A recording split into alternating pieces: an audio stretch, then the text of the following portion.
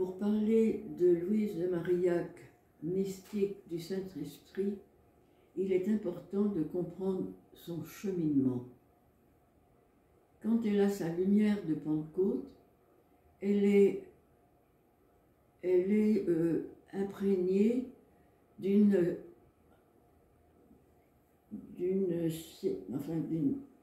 prière très austère, une relation austère à Dieu, qui est pour elle le Dieu austère, difficile, etc. Quand elle va rencontrer Vincent de Paul, celui-ci va attendre au moins 3 ans avant de l'envoyer près des pauvres. Mais en 1629, quand elle commence sa première visite des confréries de la Charité, elle va être un peu bouleversée. Et j'ai toujours été étonnée de voir dans ses écrits une orientation totalement différente de sa prière.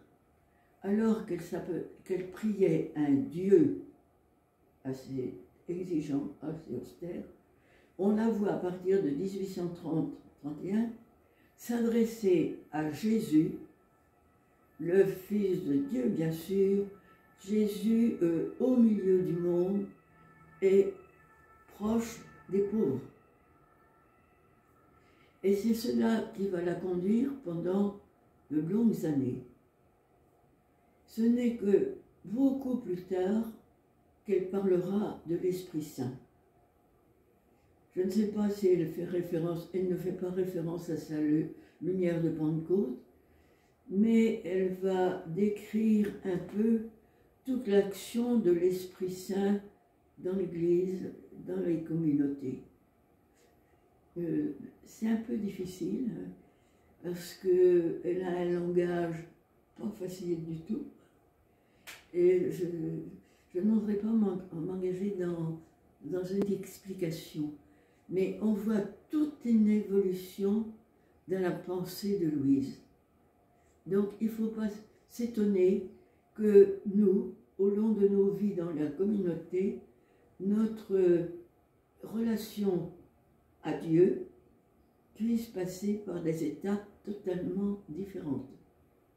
Et je pense qu'elle a dû faire ça aussi avec les premières sœurs, qui venaient appelées par Vincent de Paul ou par les Lazaristes ou les Dames de la Charité pour venir servir les pauvres.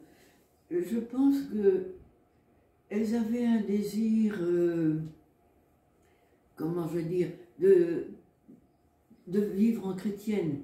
Bon, le XVIIe siècle n'était pas très précis là-dessus, dans les paroisses, mais très vite, elles vont rentrer dans la pensée de Louise, qui va les instruire, les écouter quand elles rentrent des services, voir avec elles les difficultés qu'elles ont, et les aider à intégrer leur service dans une relation à Jésus-Christ.